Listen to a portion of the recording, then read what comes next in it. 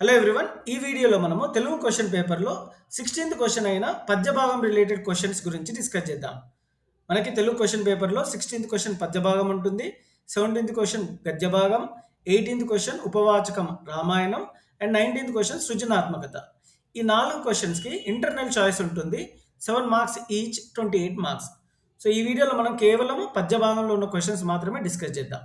భిక్షపాఠంలో కథను సంక్షిప్తంగా రాయండి. వ్యాసుడు సకల విద్యలకు గురువు.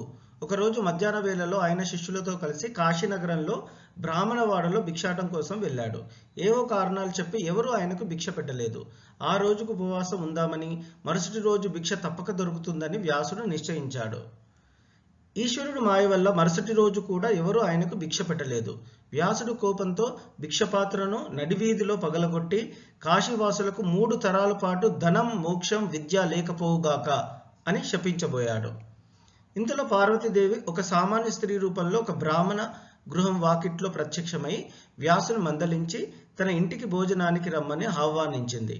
అప్పుడు వ్యాసుడు, సూర్యుడు అస్తమిస్తున్నాడు, నాకు 10,000 మంది శిష్యులున్నారు, వారు తినకుండా నేను తినను.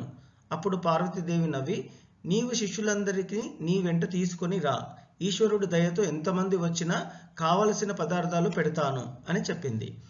వ్యాసుడు సరే అని గంగలో స్నానం చేసి వచ్చాడు. పార్వతీదేవి వారికి ఎదురేగి స్వాగతం చెప్పి భోజనశాలలో వారందరికీ భోజనం పెట్టింది.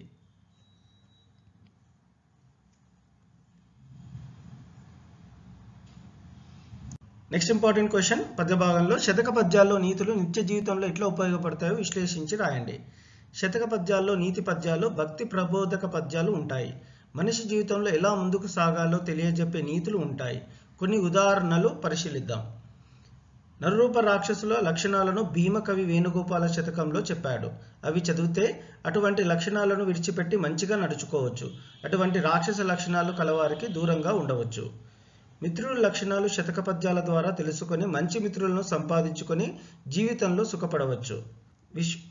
విశ్వనాథేశ్వర శతకంలో చెప్పిన విషయం గ్రహించి మనం దేశభక్తిని పెంచుకోవచ్చు.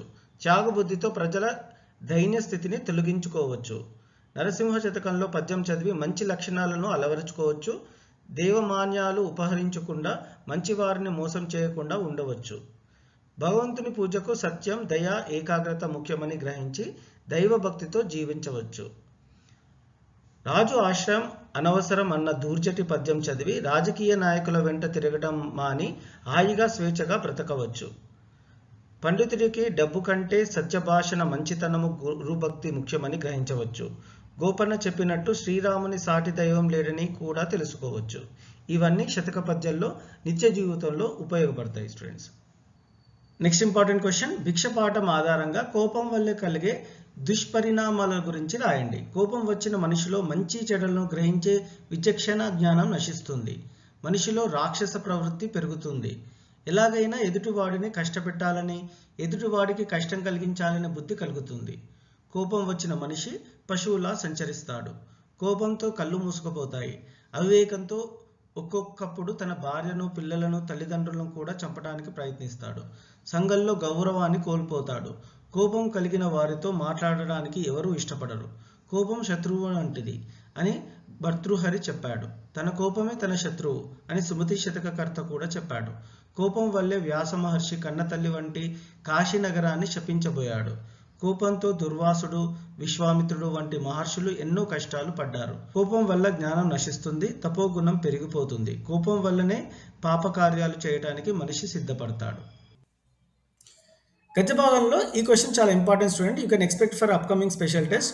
జీవన భాషం అందించే సందేశాన్ని వివరించండి. సి నారాయణ రెడ్డి తన జీవ భాషలో ఈ కింది సందేశాన్ని అందించారు. మనం ఒక లక్ష్యాన్ని సాధించడానికి బయలుదేరినప్పుడు ఎన్నో కష్టాలు, అడ్డంకులు ఎదురవుతాయని లోకం మనల్ని భయపెడుతుంది. ఆ మాటలకు మనం భయపడకుండా ముందుకు నడిస్తే మనకు విజయం లభిస్తుందని, క్రమంగా నలుగురికి అదే దారవుతుందని సందేశం ఇచ్చారు. సెకండ్ ఇంపార్టెంట్ పాయింట్ ఏంటంటే, బీడు నేలల్లో ఏ పంటలు పండవని, ఏ ప్రయత్నం చేయకుండానే నిరాశతో ఉండవద్దని, కష్టపడి ఆ నేలను దున్ని విత్తనాలు నాటితే ఆ నేలలో మంచి పంటలు పండుతాయని సందేశం ఇచ్చారు. నలుగురు మనుషులు కలిసి ఒకరికొకరు సహకరించుకుంటూ జీవించడం మంచి సాంఘిక జీవనం. సాటి మనుషుల పట్ల మనం అనుకూల దృక్పథాన్ని ఏర్పరచుకోవాలని, అటువంటి మనుషులు అందరూ కలిస్తేనే ఒక ఊరు అవుతుందని వారు సందేశం ఇచ్చారు.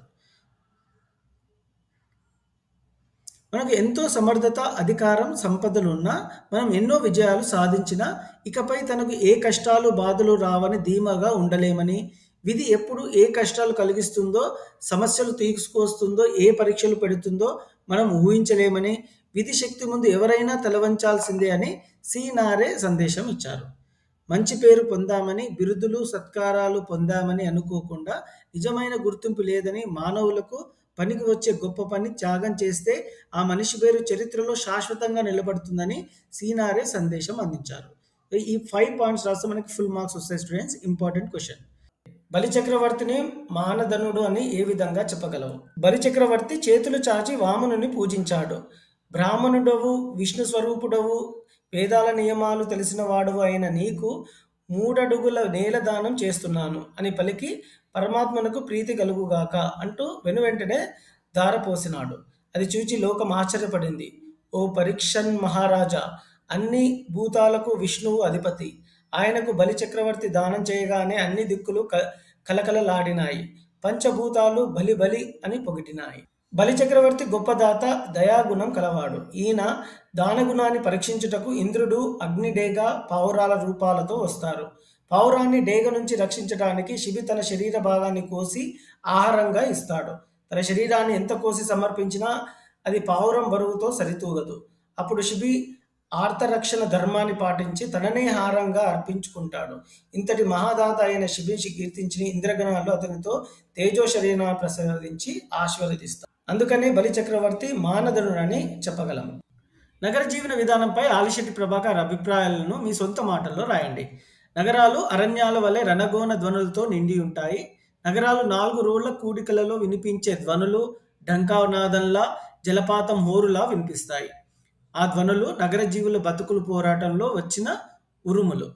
పల్లెల్ని వదిలి నగరాలు వలస వచ్చిన వారు తలదాచుకోవడానికి చోటు లేక ఇనుప పెట్టెల్లాంటి ఇరుకు ఇళ్లల్లో, మురికివాడల్లో నివాసం ఉంటారు. వారివి నగర జీవన విధానంపై ఆలిశెట్టి ప్రభాకర్ అభిప్రాయాలను మీ సొంత మాటల్లో రాయండి. నగరాలు అరణ్యాల వలె రణగోణ ధ్వనులతో నిండి ఉంటాయి. నగరాల 4 రోడ్ల కూడికలో వినిపించే ధ్వనులు ఢంకానాదంలా, జలపాతం హోరులా వినిపిస్తాయి. ఆ ధ్వనులు నగర జీవుల బతుకు పోరాటంలో వచ్చిన ఉరుములు. పల్లెల్ని వదిలి నగరాలకు వలస వచ్చిన వారు తలదాచుకోవటానికి చోటు లేక ఇనుప పెట్టెల్లాంటి ఇరుకు ఇళ్లల్లో, మురికివాడలో నివాసం ఉంటారు. వారివి ఊపిరాడని బ్రతుకులు. నగరంలో ప్రతి వ్యక్తి చదవదగ్గ పుస్తకం వంటివాడు. కానీ ఎవరు ఆ బతుకు పుస్తకం పేజీలు తిప్పి చదవరు. నగరంలో పిల్లలు బస్సుల్లో, రిక్షాల్లో, కాన్వెంట్లకు వెళుతూ పువ్వుల్లా పేవ్మెంట్లపై సందడి చేస్తూ ఉంటారు. నగరంలో పెద్ద భవంతులు ప్రక్కనే పేదల పూరిళ్ళు కూడా ఉంటాయి. నగరంలో ఐశ్వర్య దరిద్రాలు సమాంతర రేఖల్లా కనిపిస్తాయి. నగరంలో వెరైటీ సమస్యలు ఉంటాయి. నగర జీవులు ఎవరికీ తీరిక ఉండదు, వారి కోరికలు తీరవు. నగర జీవులవి అసహజ నవ్వులు, వారివి పాదరసం నడకలు. నగరాల్లో రోడ్లపై అన్ని వైపుల నుండి ప్రమాదాలు వస్తూ ఉంటాయి. నగరం అనే వృక్షంపై నగరవాసులు ఏకాకులుగా జీవిస్తారు. నగరం అర్థం కాని రసాయనశాల వంటిది. నగరం చిక్కువీడిని పద్మవ్యూహం వంటిది. ఆలిశెట్టి ప్రభాకర్ నగర జీవితాన్ని గురించి పై విధంగా చెప్పారు. నేటి నగర జీవితంలో గల అనుకూల, ప్రతికూల అంశాలను వివరించండి. నగర జీవనం. నగరంలో ఎప్పుడూ రణగోణ ధ్వని ఉంటుంది. నగరంలో ధనవంతులు మంచి భవంతుల్లో నివసిస్తారు. కానీ పేదవారు ఇనుప పెట్టెల్లాంటి ఇరుకు ఇళ్లలో నివసిస్తూ ఉంటారు. సామాన్యులు అపార్ట్మెంట్లో ఉంటారు. నగరంలో మనుషులు ఒంటరిగా ఎవరి బ్రతుకు వారు బతుకుతారు. పక్కవారిని పట్టించుకోరు. నగరంలో పిల్లలు కాన్వెంట్లకు, రిక్షాల్లో, సిటీ బస్సుల్లో వెళ్తారు. నగరంలో దారిద్ర్యం, ఐశ్వర్యం సమాంతరంగా సాగుతాయి. నగరంలో వాహనాల కింద పడి ఎక్కువ మంది చనిపోతూ ఉంటారు. కొందరు కార్ల మీద తిరుగుతారు, మరికొందరు రిక్షాలపై, కొందరు కాలినడకన తిరుగుతారు. అదే పల్లె జీవనం ఎలా ఉంటుందో చూద్దాం. పల్లెల్లో పాడి పంటలు ఉంటాయి. ప్రజలు కలిసిమెలిసి సుఖంగా జీవిస్తారు. వ్యవసాయం వీరికి ప్రధాన వృత్తి. అందరూ కడుపు నిండా తింటారు. పూరిపాకల్లో సంతోషంగా జీవిస్తారు. పల్లెల్లోకి రోడ్లు, రవాణా సదుపాయాలు ఉండవు. విద్య, వైద్య సదుపాయాలు ఉండవు. కూరగాయలు ఎవరికి వారే పండించుకుంటారు. ప్రజలు అన్నదమ్ముల్లా చేతి వృత్తులు చేసుకుంటూ జీవిస్తారు.